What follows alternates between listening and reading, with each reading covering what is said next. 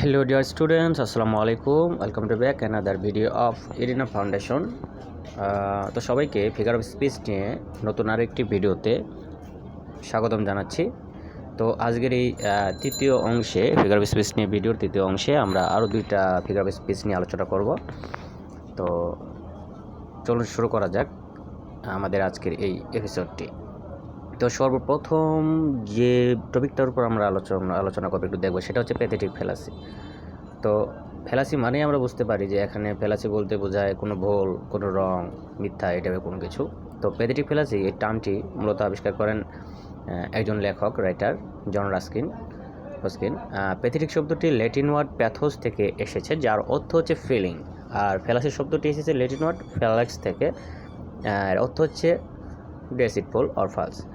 তো এখানে দেখানো হয় যে প্রকৃতি মানুষ এর সুখ এবং দুঃখের অংশীদার। কিভাবে প্রকৃতি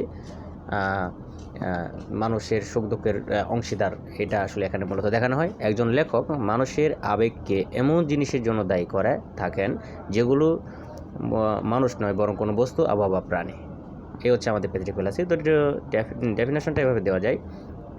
pathetic fallacy is a literary device that attributes human qualities and emotion to inanimate object of nature, or এভাবে বলা যায় pathetic fallacy is a figure of speech where nature is represented as showing interest in human action either by sympathy or by antipathy. তো pathetic fallacy example হিসেবে বলা যায় the sun blaze the victory of the hero, অথবা the rude sea grew civil at her song. তো আমরা এক্সাম্পলগুলো দেখে কিন্তু এটা বুঝতে পারি যে এটা কিন্তু পার্সনিফিকেশনের মতোই, অর্থাৎ প্যাথেটিক ফ্যালাসি যে kind of personification that occurs in poetic description. যাই হোক, এরপর যেটা আসে আমাদের অ্যাপোস্ট্রফ।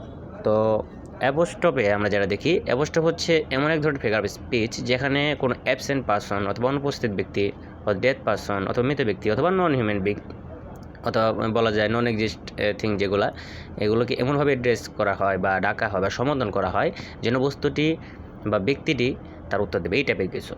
যেমন আমরা যদি সরাসরি এক্সাম্পলে চলে যাই, দেখি যে O death where is the sting, O grave where is the victory. এখানে ডেথ এবং গ্রেভকে এভাবে ডাকা হয়েছে বা সম্বোধন করা হয়েছে। একইভাবে O liberty what crimes have been committed in the name. একইভাবে Milton, you should not be living at this hour. এখানে মিল্টনকে সেভাবে সম্বোধন করা হয়েছে, তিনি কিন্তু অনুপস্থিত। একইভাবে চতুর্থ এক্সাম্পলে যেটা বলা হচ্ছে twinkle twinkle little star how I wonder what you are. তো আমরা কিন্তু এই এক্সাম্পল থেকে কিন্তু ডেফিনেশনটা কিন্তু বের করতে পারি। ডেফিনেশনটা এভাবে বলা যায়, an apostrophe is a figure of speech in which some absent or non-exist person or thing is addressed as if present and capable of understanding। অর্থাৎ এটা নন এক্সিস্ট কিছু থিং থাকবে আর অ্যাবসেন্ট কিছু থিং, অনুপস্থিত, মনে হয় এমনভাবে প্রকাশ করা হবে মনে হয় এগুলো এখনই আমাদের সামনে আছে বা এটা আমাদের সামনে এখন প্রেজেন্ট, অথবা আমরা যা বলতেছি তারা মনে বুঝতে পারতেছে। যেমন 3 নম্বর অপশনটাতে দেখেন, যে 3 নম্বর এক্সাম্পলে দেখেন Milton you should not be living at this hour. মিল্টনকে আমরা এটাকে বলতেছি এই সময় আপনার আসলে বেঁচে থাকা ঠিক না, এই সময় আসলে থাকাটা উচিত না। ঠিক আছে, দ্বিতীয় ডেফিনেশনটা আমরা দেখি, it's a figure of speech in which the writer addressed to someone absent or something abstract as if the person or thing is present here। তো আমার মনে হয় এরপর থেকে অ্যাপোস্ট্রফ এবং প্যাথেটিক ফ্যালাসি এটা নিয়ে আপনাদের আর কোনো সমস্যা থাকবে না।